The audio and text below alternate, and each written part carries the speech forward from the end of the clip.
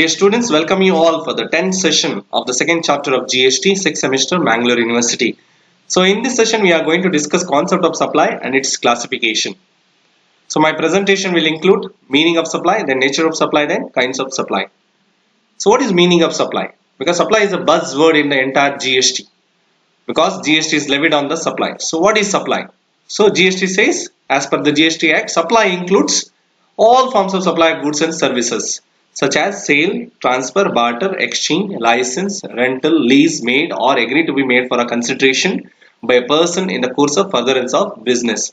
So that means supply includes, or supply is also known as sale, transfer, barter, exchange, license, rental or lease. All these are called as supply. That means everything is included in the meaning or in the context of supply. What is the nature of supply? So taxable event for the supply is supply of goods and services. That's all. So taxable event under GST is supply of goods and services, or it can be both. So GST is levied on the every supply except on the exempted supply. So on every supply you have to pay the GST, either CGST, SGST or IGST. But on exempted supplies, it is exempt from the notification issued by the GST Council. So need not pay any tax. So now very important is kinds of supply. What are the different kinds of supplies? So supply can be divided into different categories. So on first is based on location. So based on location also we can have certain different types of supplies. So what are those? First one, intrastate supply. So intrastate supply means what? Supply is made within the state. That means the location of the supply and also the place of the supply are within the same state.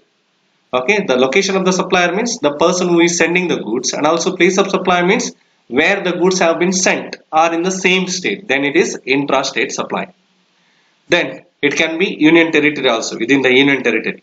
Then interstate supply. So interstate supply means location of the supplier and place of supply are in different state or union territory. So it can be in two different states or in two different union territories or one state or one union territory. So it also includes import supply, export supply and also supply to SEZ.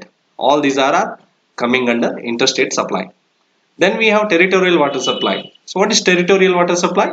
So here location of the supplier and place of supply are in territorial waters. So then it is called as territorial water supply. Next one is based on combination. So based on combination we can have different supplies. For example, composite supply, continuous supply, mixed supply, etc. So let's discuss one by one. First one is composite supply. So what is composite supply? So composite supply means you are supplying more than two goods.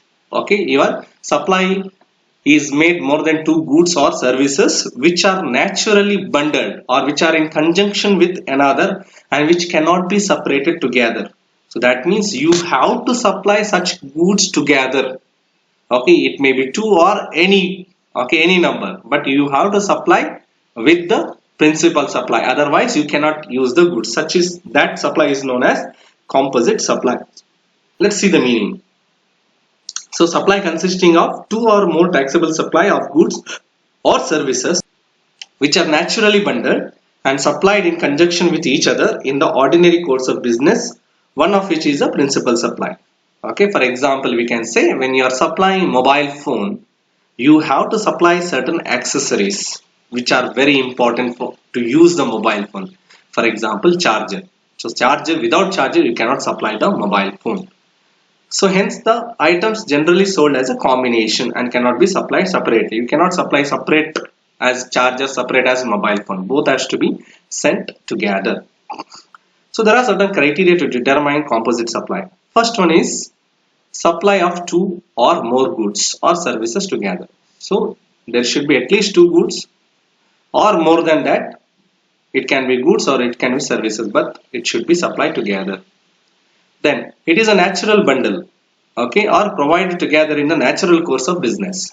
So it is a natural bundle, as I told you, mobile and charger, it cannot be separated. So it should be naturally bundled, then they cannot be separated. You cannot separate them. For example, when you are supplying a TV, you should also supply the remote. Otherwise, how can you use it? You cannot use the TV. So that's why they cannot be separated.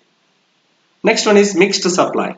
So mixed supply is just opposite of composite supply. Here also supply is made two or more goods but they can be separated, but they are sent together in a pack for a single price. But it doesn't mean that they are naturally bundled. They are not naturally bundled, they can be separately supplied. So that is called as mixed supply. So you are mixing. For example, when you are supplying one gift, you are supplying one mobile phone, one bracelet, and another watch together, okay, to your friend or to anyone. So here all these three items are packed together and sent. So that is mixed supply, but they can be separately sent. So here it is a combination of two or more goods or services made together for a single price. Each of these items can be supplied separately and it is not dependent on any other. So that is mixed supply. So note the tax rate. So this is important, how the tax is charged on mixed supply.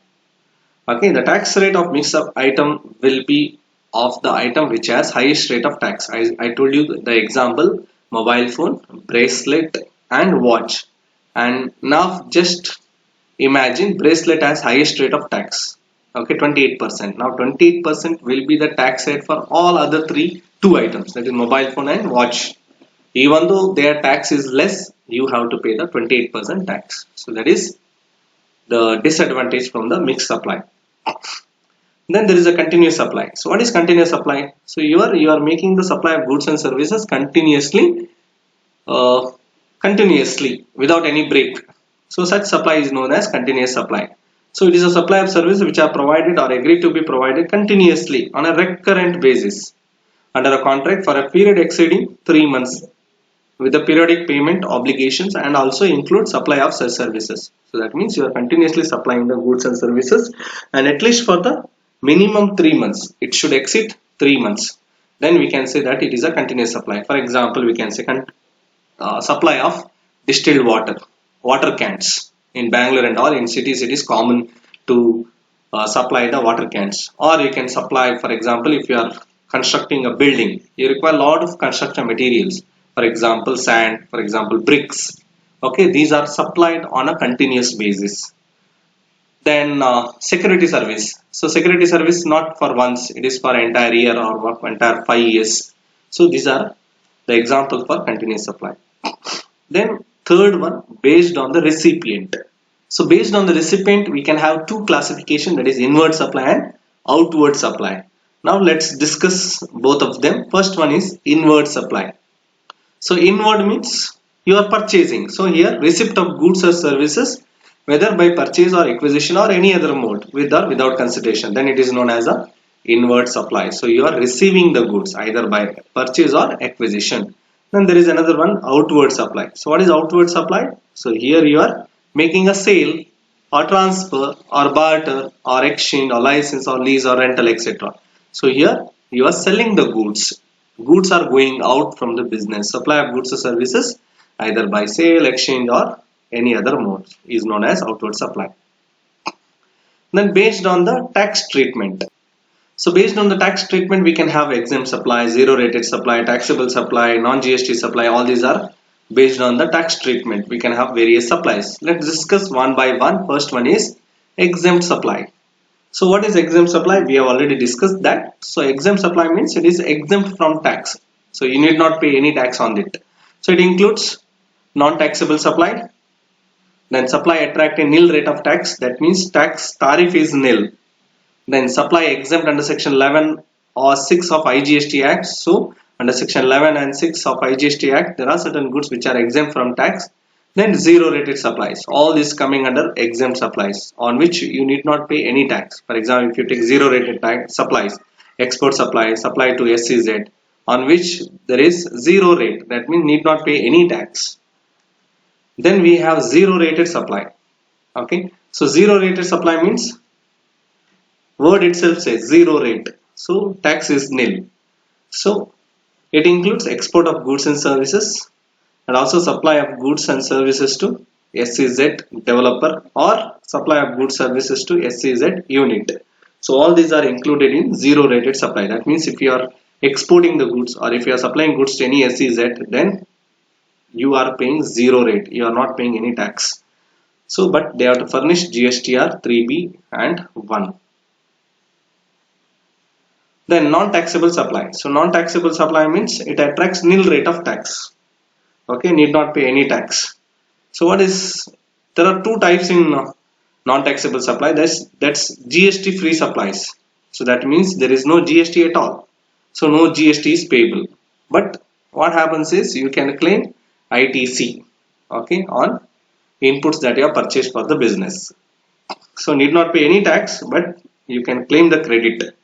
That is credit in the sense input tax credit on the inputs that you have purchased for your business. Then input tax supplies. So input in the sense whatever the purchase that you make. So purchase is not considered as GST supply at all. So no GST is payable on inputs purchase, and also no ITC is also available or can be claimed on its business on which you purchase the inputs for that business. So no tax on input supply and also inputs related to that supply. Then we have last one, taxable supply. So taxable supply means a supply of goods and services on which GST is levied as per the GST Acts. So these are the different types of supplies we have. Now let us discuss in detail the difference between composition supply and mixed supply. Okay, so this is we can see in the picture mixed supply. There is a pen, there is a tie. And composite supply, you can see a restaurant or lodging facility where you get room plus your food combination. Okay, food plus your lodging facility. So this is the best example for mixed supply and composite supply. Let's see the difference. So under composite supply, it consists of two or more supplies which are naturally bundled. We have seen that. So they are naturally bundled, they cannot be separated, but they are not naturally bundled. Sorry, I have not written here, but it is not naturally bundled. So to consist of two or more supplies, but not naturally bundled. Then goods are in conjunction with each other. Okay, goods are in conjunction with each other means they are completely dependent on another. But in mixed supply, though goods are supplied independently, still supplied together. So they are not dependent on each other, but they are supplied together. That's all. Then tax rate shall be the rate of principal supply. So principal supply will be identified. For that, whatever the tax, that tax will be levied for all other items. Here tax rate shall be the on supply which attract highest rate.